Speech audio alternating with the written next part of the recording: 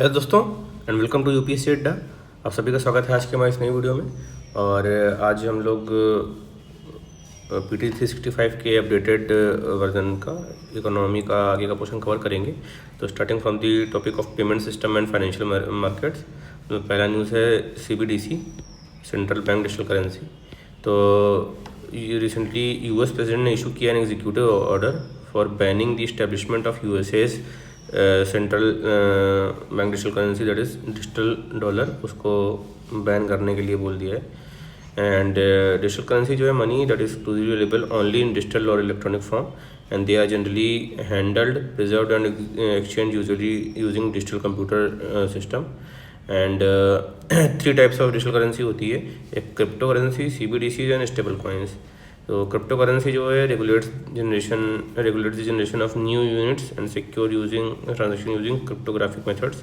Blockchain ledger जो है use होता है इसके लिए, एंड डिसेंट्रलाइज होती है ये, बिटकॉइन एग्जांपल है।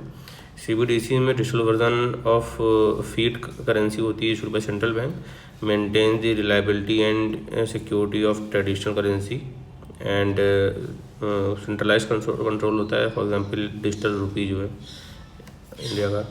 फिर स्टेबल कॉइन जो है typically backed by underlying assets होता है और रिजर्व्स और by algorithms, and design to have a constant value in comparison to the traditional currency और अदर एसेट्स। एंड सेंट्रल भी हो सकता है, हाइब्रिड भी हो सकता है कंट्रोल, लाइक जो है टीथर जो है ये एक स्टेबल कॉइन है। Then coming to the types of CBDC, तो अबाउट पहले CBDC देखते हैं। CBDC एक लीगल टेंडर है and centralised bank liability in digital form dominated in the sovereign currency. जो legal tender is the money issued by monetary authority and can not be refused by any citizen of the country for settlement. Types of CBDC कहते हैं तो wholesale CBDC होता है used among banks and other licence financial institutions, और एक retail CBDC होता है and it available to general public. And 2 method of retail CBDC हो सकते हैं, एक टोकन बेस्ड होता है और एक अकाउंट बेस्ड होता है। जो टोकन बेस्ड होता है it enables anonymous transaction through private and public key authentication, and account based होता है it requires user digital identification and account access. Example D cash of the Eastern Caribbean region का account based CBDC user requires digital identification. फिर एक Sand Dollar है। Sand Dollar Bahamas became the first country to launch this CBDC in 2020, Sand Dollar. और D cash जो है Eastern Caribbean currency union launched its digital currency and became the first currency union to embrace the blockchain based CBDC। India का जो digital rupee है इसके बारे में देखें तो digital form of fiat currency है, and it is the sovereign currency issued by the central bank of India in line with its monetary policy, and it is currently in pilot mode में है, ongoing with 15 banks since December 2022, and it is available in the same denominations as the physical currency is available, and it is legal tender है and is liability of RBI, and it is a freely convertible against the commercial banks money and cash। फिर है अपना एम्ब्रिज project. तो एम्ब्रिज project 2021 में launch हुआ था, एक cross border decentralised multiple central bank digital currency platform है, and the platform is used based on a blockchain called Ambridge Ledger, and it is built on distributed ledger technology, जो कि एक decentralised ledger network है that uses the resource of many nodes to ensure the data security and transparency। Participant was initially led by the BIS Innovation Hub in collaboration with the 4 central bank of China, Thailand, UAE and Hong Kong। Saudi ने भी join किया 2024 में। There are more than 31 observing members including the RBI भी है अपना। Similar global initiative इस तरह के, तो एक ब्रिक्स ब्रिज है, proposed payment system BRICS nation project Nexus है, तो bank of international settlement BIS initiative that aims to connect the multiple domestic instant payment systems globally. Bank of international settlement है, Basel Switzerland में headquarter है, and created in 1930 at Hague conference. Mandate is to support central banks pursuits of money and financial stability through international cooperation and act as a bank for central banks, and its structure is owned by 63 central banks including the RBI। फिर pan 2.0 है, permanent account number 2.0। तो cabinet committee of economic affairs ने इसको approve किया है project को of the income tax department, and ये N e governance initiative है for re-engineering the business processes of taxpayers registration services through technology-driven transformation। will upgrade the current PAN system, and PAN जो है 10 digit का एक unique alphanumeric number होता है issued by the IT department to identify और link the transaction of the holder with the department। issuing agency में जो है Protean formerly known as NSDL e-governance and UTI infrastructure technology service limited है। Benefits serve as a common identifier of all the digital systems of specialised government agencies, data consistency, single source of truth. फिर payment aggregator, तो RBI ने approve किया है JP Morgan backed fintech company in solution globals को to operate as a payment aggregator. Payment aggregator क्या होते हैं? Third party service provider होता है that enables online payment by customers and acceptors of the payment by business and e-commerce. And payment aggregator is a company incorporated in India under the companies act 1956 and 2013, and they enable payment through debit card, credit card, net banking, UPI, e-wallet etcetera. Unlike banks जो payment aggregator होते हैं, online bank payment aggregator जो non bank payment aggregator हैं required authorisation from RBI under the payment settlement system act of 2007। फिर prepaid payments instruments, RBI ने allow किया है इसको PPI होल्डर्स को to make and receive UPI payments through third party mobile applications. तो prepaid payment instrument जो हैं they are the instrument that facilitate the purchase of goods and services, conduct the financial services, enable remittances facilities against the value stored therein, like mobile wallets, digital wallets, gift card, etc.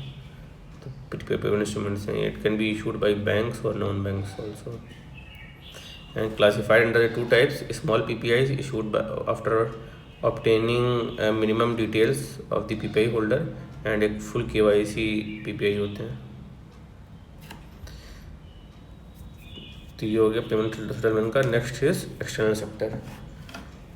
External sector में पहला news है regarding rupee depreciation.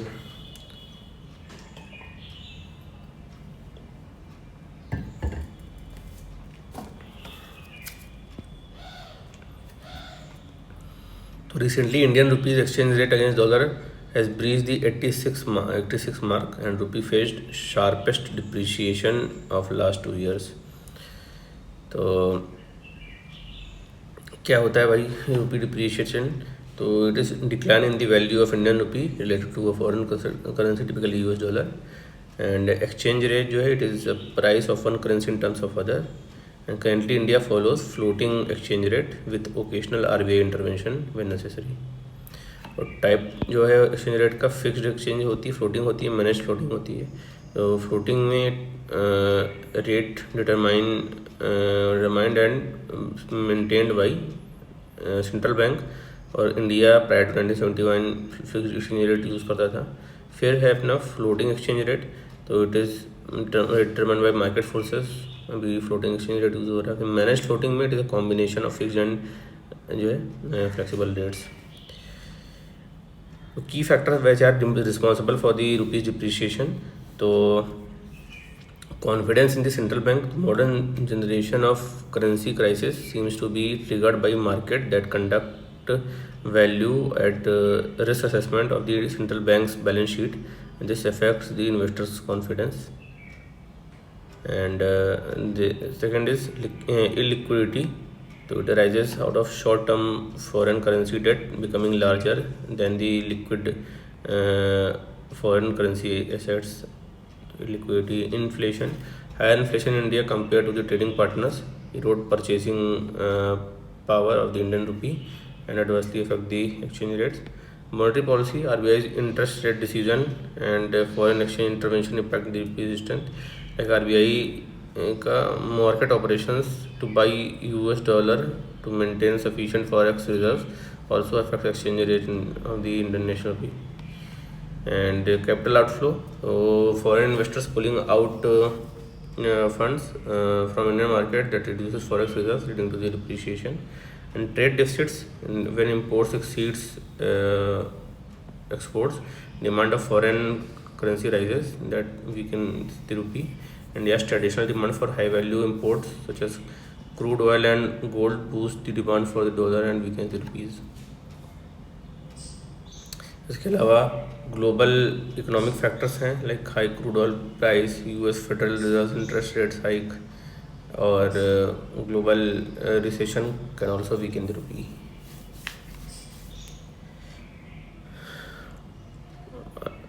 Exchange rate में जो है NEER और REER क्या है, nominal effective exchange rate और रियल इफेक्टिव एक्सचेंज रेट. तो इट इज़ दी नॉमिनल जो है वेटेड एवरेज होता है of bilateral nominal exchange rates of home currency in the terms of foreign currency, and increase in the indicate that an appreciation of the local currency against the weighted basket of currencies. जो effective exchange rate होता है weighted average of nominal exchange rate adjusted for price difference between the domestic and foreign currencies. तो जो an increase in the rear जो होता है that implies that exports become more expensive and imports become cheaper अगर effective exchange rate high है तो. and an increase indicates an loss in trade competitiveness, अगर हो गया है तो loss in trade हो जाएगा. and जो दोनों में रिलेशन होता है रीर इज इक्वल टू नीर into domestic price index divide by foreign price index. जो रुपये के डिप्रिशिएशन का इम्पैक्ट क्या होता है, कुछ पॉजिटिव इम्पैक्ट हैं, कुछ नेगेटिव इम्पैक्ट्स हैं. पॉजिटिव इम्पैक्ट में बूस्ट द एक्सपोर्ट्स, डिप्रिशिएट हो जाएगा तो export sector like IT and pharmaceuticals are benefited. And higher remittance value can rise benefit from higher rupee value sending money back home. And effective on capital investment of weakening rupee में also result in domestic investment due to rise in exports. Negative impact में higher import cost हो जाएगी, weaker the rupee more expensive, import become more expensive specially crude oil वगैरह. Higher inflation, some industry is import dependence result in the high production cost. Effect on capital and investment में weakening rupee में also triggered capital flight and a decline in the FDI inflow. And other में increased cost of foreign debt, reduced purchasing power and higher import cost resort the consumer sentiments. Next है measures that can be taken to stabilise the rupee. तो पहला है अपना direct dollar sale to increase the supply of US dollar in the market, thereby supporting the rupee's value. Dollar sale करना start कर दो. फिर foreign exchange swap, RBI can use buy and sell swaps to inject and absorb dollar liquidity. Attract foreign investment, the policy incentives करना like tax benefits that encourage FDI and FPI. And promoting international use of rupee, India is working to increase the internationalization use of currency, especially for trade, enhancing global presence of rupee. Framework for reclassification of FPI to FDI. Recently RBI ने issue किया है framework to reclassify FPI to FDI. तो under current regulation FPI can hold maximum of 10% of the Indian company's total paid up equity capital, and exceeding 10% cap had previously left FPI into two choices: divesting यानी कि plus को cell कर दो और reclassify them as FDI हो जाओ. In case of FPI intends to reclassify its FPI into the FDI, FPI shall follow the operational framework as given below. तो क्या क्या ऑपरेशनल फ्रेमवर्क है? तो RBI का जो न्यू ऑपरेशनल फ्रेमवर्क है उसमें the facility of reclassification shall not be permitted to sectors prohibited for FDI like chit fund, gambling. तो कौन कौन से सेक्टर्स हैं इसमें FDI इज प्रोहिबिटेड? तो लॉटरी बिजनेसेस हैं, gambling and betting, real estate business except for development of townships, and Nidhi companies, trading in transferable developmental rights, chit funds, cigarette and tobacco manufacturing, and sector not open to private sector like atomic energy and railway operations. इस सब में FDI is prohibited. तो इन सब में जो है reclassification permitted नहीं है. Then FPI investment requires government approval, especially from the land bordering countries, and needs Indian investee companies concurrence. Also, government should not be adherent to the entry route, sectoral cap, investment limits, pricing guidelines, and other attendant conditions of FDI under the rules. FPI reclassification will be guided by the Foreign Exchange Management Regulation 2019.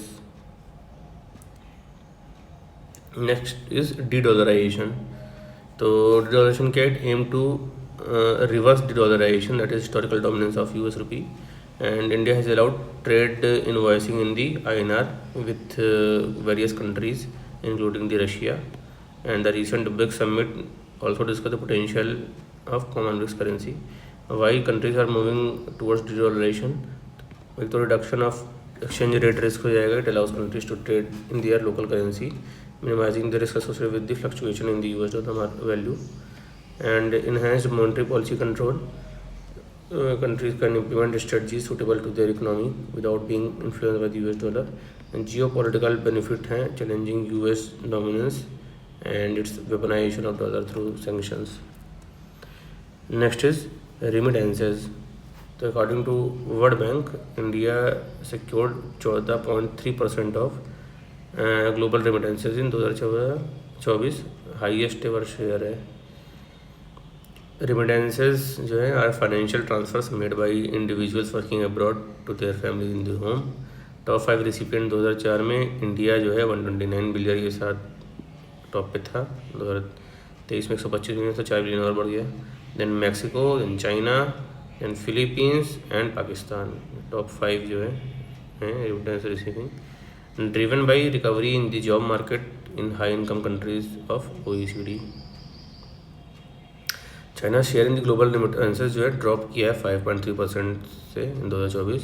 Lowest share हो गया in the 2 decades due to the reduced low skill immigration stemming from its rising economic prosperity and ageing population.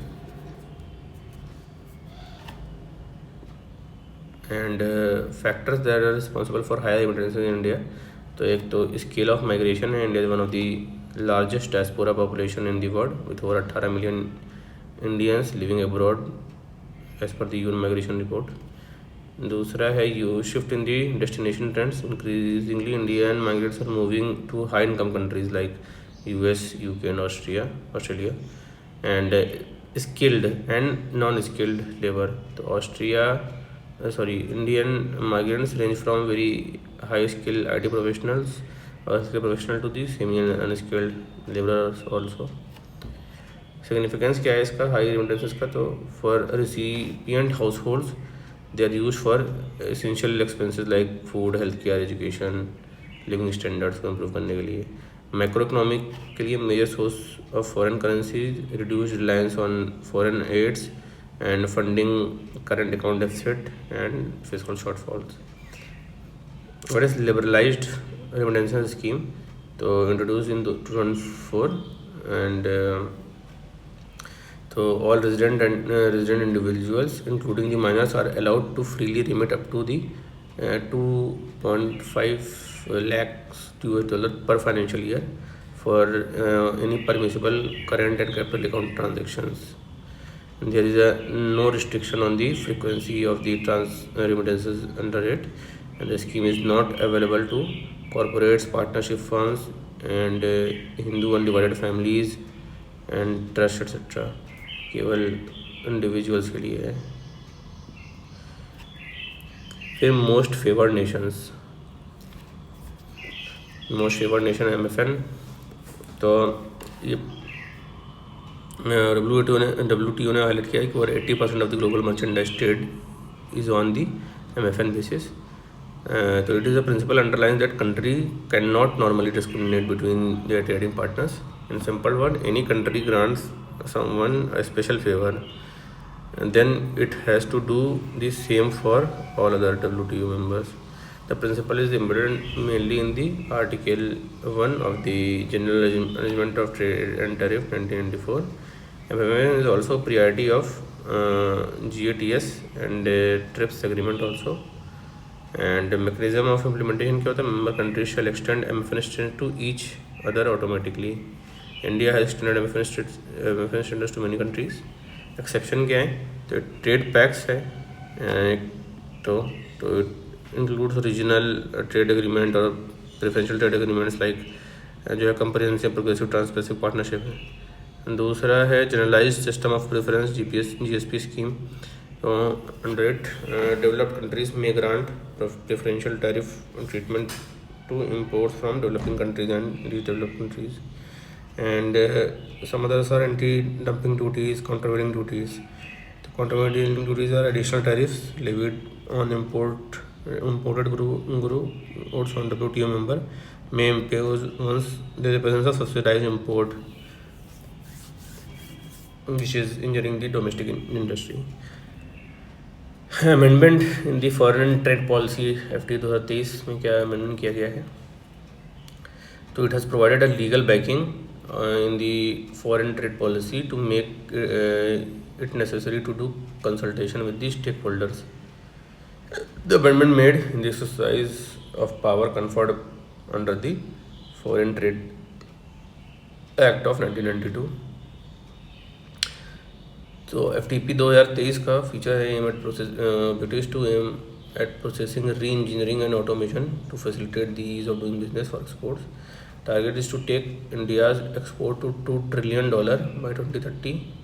Key approach is to the policy is based on the 4 pillars. पहला है Inception to remission.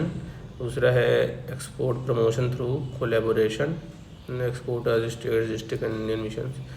Ease of doing business है reduction in transaction cost and initiatives. And emerging areas है like e-commerce developing districts as export hub and strengthening the SCOMET policy. Key initiatives क्या क्या लिए गए हैं? तो key initiative district as export hub initiative है. It focuses on the development of logistics, testing facility, connectivity for the exports etcetera. And expanded the export promotion of capital goods EPCG scheme. And Prime Minister's mega integrated regional textile and apparel park PM Mitra was brought under it, promoting the cross-border trade in the digital economy, provided for the establishing of the e-commerce export hubs. Recognition of exporters. The exporter firm recognizes with status based on the export performance will now be partners in the capacity building initiatives. Streamlining of SCOMET. तो special chemical organism material equipment and technologies policy जो है it provide access to the dual use high end goods and technologies to Indian exporters. And advance authorisation scheme है that accesses the DTA unit provides duty free imports to the from material for manufacturing export item. ये हो गया हम लोगों का. Next is growth and development. तो growth and development में GDP base year revision के बारे में देखते हैं. तो government has form the 26 member advisory committee on national accounts statistics to update the GDP base year from existing 2011-12 to 2022-23. तो advisory committee under the chairmanship of Vishwanath Goldar, has been formed to identify new data sources and refine methodologies for compiling the NAS and aligning GDP with the inflation industrial indices. CSO brings out the NAS annually, which includes GDP estimate from multiple approaches. Previously in 2015 the base year was changed from 2004-5 से 2011-12 कर दिया गया 2015 में. And in the new series जो CSO did away with the GDP at factor cost and adopted the international practice of valuing industry-wise estimate as per the GVA at basic prices.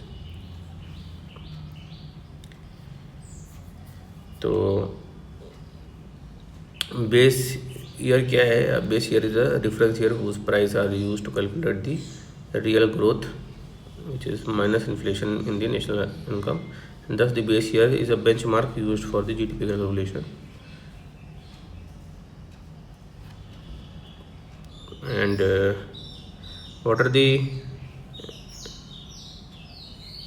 need to update the GDP base year? So removing the inflation effects. Outdated base year can overestimate the GDP by ignoring the rising prices, and enabling the data quality. So it includes the new data from digitalization. It enhances more reliable data use, global comparison that aids in comparing the GDP with its other countries, and skill of other resources. They adopt the post-pandemic dynamic support policy making. तो GDP क्या होता है? Measurement theoretically GDP can be measured in the 3 different way. तो methods of calculation of GDP, तो production method होता है, expenditure method होता है, इनकम मेथड होता है. प्रोडक्शन मेथड में GDP जो है total sum of gross value addition of all the firms in the economy करते हैं. एंड जो GVA है ये gross output minus intermediate consumption कर देते हैं, तो ग्रॉस वैल्यू एडिशन मिलते रहता है. एक्सपेंडिचर मेथड से it adds up all the final spending in the economy, तो इट इज़ दी C+I+G+NX. तो consumer spending plus business investment in equipments, government spending and export minus import करेंगे. तो expenditure method से आ जाएगा. Income में sum of income generated by productions, तो it is GDP is equal to wage plus profit earn by businesses plus investment in fixed capital plus net direct taxes, tax minus subsidy plus net primary income from abroad. इतना करेंगे तो GDP बन जाएगा. What are the limitation of GDP? तो GDP exclude non market activities like household work हो गया. It overlooks the environmental damage and doesn't measure welfare or living standard, ignores income inequality and misses the informal economy contribution. Next is purchasing power parity. तो purchasing power parity कैसे देखते हैं? तो global purchasing power parity PPP data in 2021 has been released by the International Comparison Program and for 176 countries. तो China जो है was the largest economy in 2021, followed by the US on the basis of purchasing power parity, and India's economy was the third largest accounting for 7.2% of the global GDP. On the basis of GDP ranking India जो है 5th largest economy है. And high income countries with just 16.4% of the world population accounted for 46% of the global GDP. On the other hand low income economies जो हैं जो कि 8.4% of the world population है accounted for just 1% of the global GDP. Purchasing power parity क्या होती है? Exchange rate at which one nation's currency could be converted into another to purchase the same amount of large group of product. So it is used to determine the relative value of different currencies, and significance is to provide more accurate measuring of living standard across countries than market exchange rate based estimates. So MER based होता है, it often inflates the buying power of high income countries where the prices are high and underestimate that the lower income ones. So PPP exchange rate are relatively stable over time than the market exchange rates. About international comparison programme देखें तो it is the world wide statistical initiative है to collect the comparative price data and detail GDP expenditure. Initiated in 1968, it is coordinated by the World Bank under the auspice of the United Nations Statistical Commission. It also measures the price level index, which is the ratio of PPP to its corresponding exchange rate and India's digital economy. Why it is in news? The Ministry of Electronics and Information Technology (MeitY) has released a comprehensive study titled "The Estimation and Measurement of India's Digital Economy."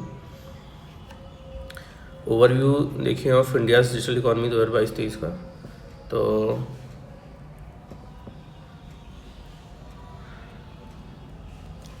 India जो है third largest digitalised country है as per the state of India's digital economy report, and placed 12th among the G20 countries in the level of digitalization of individual users.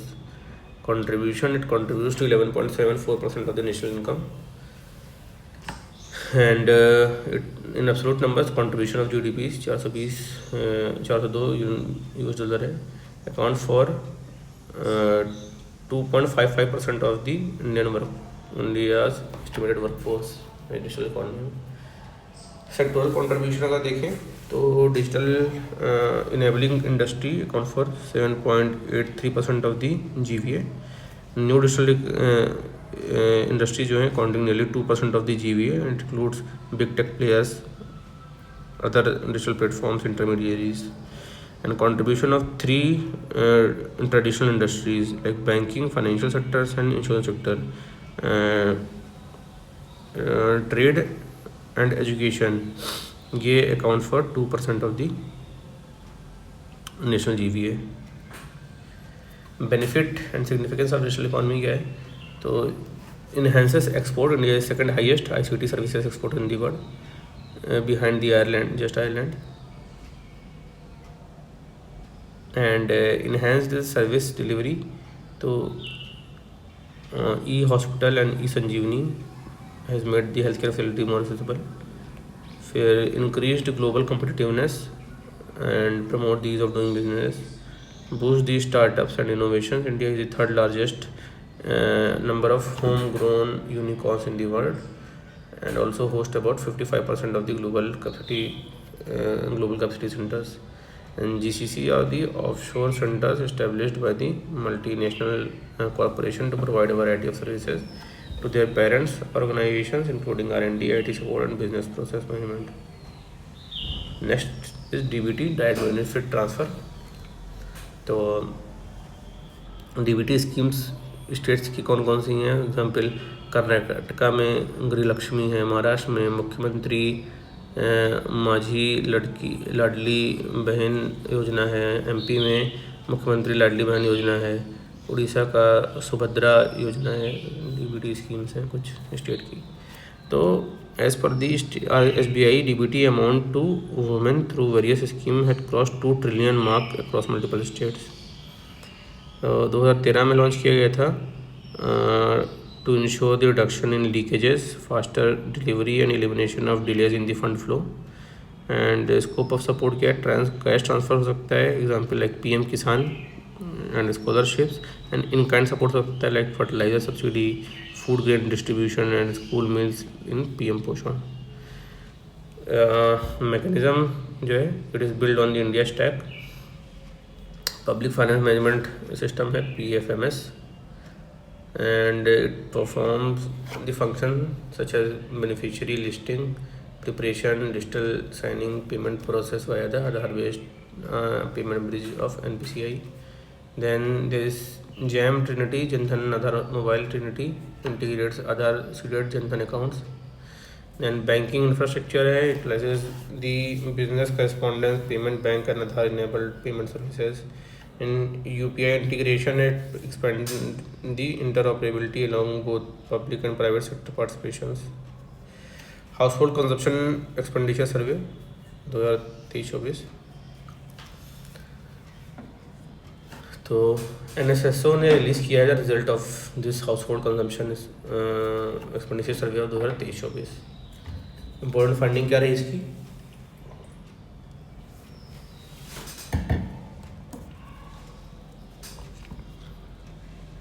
तो भाई average monthly पर capita expenditure है, तो rural और urban area का है। Rural area का 4,000 के आसपास, that increase by 9%, and urban area का 6,900 है, लगभग 7,000 के आसपास है, इंक्रीज बाई 8%। मंथली कैपिटा पर कैपिटा एक्सपेंडिचर जो है ये हुआ है।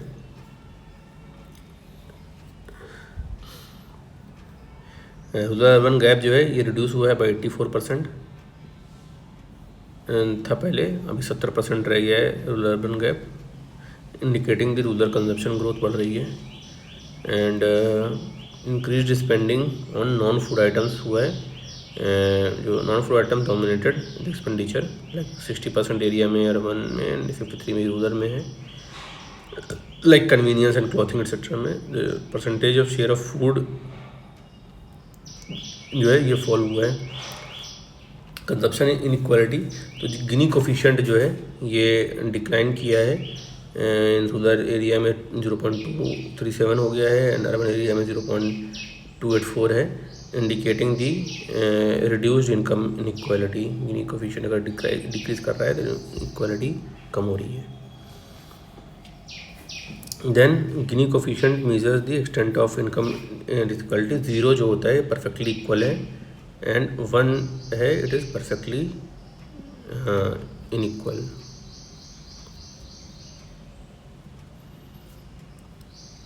Then inadequate inequality among states जो है, तो दिस इनइक्वालिटी अमंग स्टेट्स अगर देखें तो मंथली पर कैपिटा एक्सपेंडिचर जो है ये हाईएस्ट है सिक्किम में, जबकि लोवेस्ट है छत्तीसगढ़ में पर कैपिटा एक्सपेंडिचर।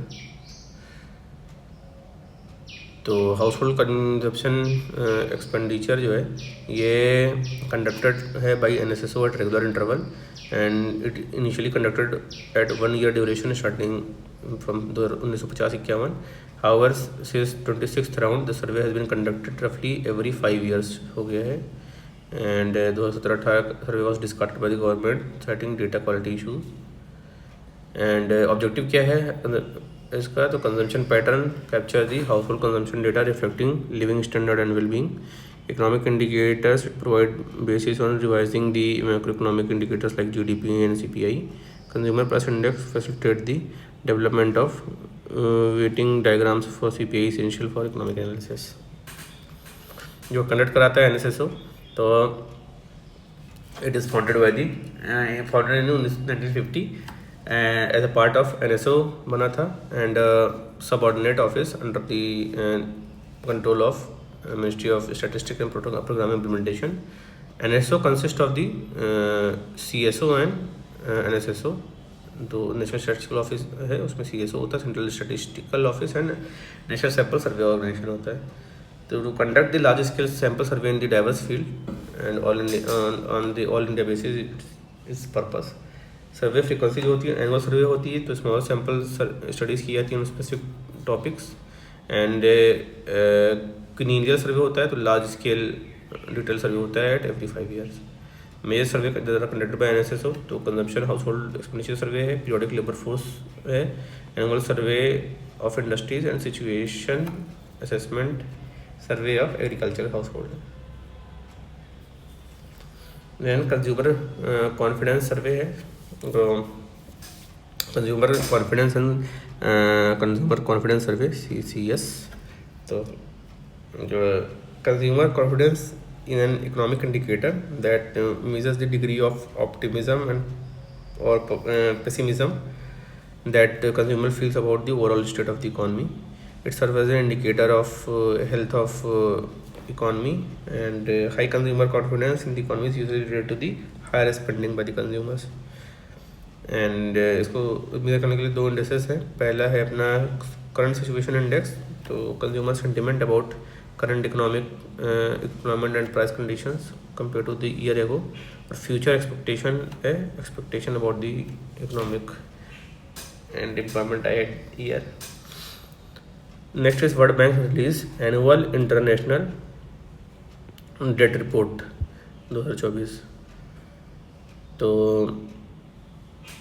ये जो है इसका हाईलाइट्स क्या रहा है, तो rising external debt, total date of the lower middle income countries जो है ये रोज़ हुआ 2.4% का। फैक्टर्स ड्राइविंग द इंडेप्टनेस जो है इसमें हाई इंटरेस्ट रेट है, and Bangladesh and India experience 90% increase in the interest payments, and इसके अलावा inflation, depreciating currency, global economic uncertainty due to the armed conflict and trade fragmentation, ये सारे भी issues हैं। तो ये हो गया हम लोगों का इनिशियल के chapters. Next agriculture and light sectors से नेक्स्ट जो है हम लोग नेक्स्ट वीडियो में कवर करेंगे। So hope you like this video. अगर अच्छा लगा तो लाइक का बटन दबाएं और अपना कमेंट जो भी फीडबैक है वो कमेंट सेक्शन में टाइप करें। I will be very happy to answer them. और आपके जो भी फ्रेंड ग्रुप हैं, स्टडी सर्किल है, उसमें अपने वीडियो को शेयर करें ज़्यादा से ज़्यादा और साथ मिल के पढ़ें। मिलते हैं नेक्स्ट वीडियो में। हमारे चैनल को सब्सक्राइब करके रखिए ताकि आपको टाइमली नोटिफिकेशन मिल सके हमारी नेक्स्ट वीडियो का। And keep studying. बाय।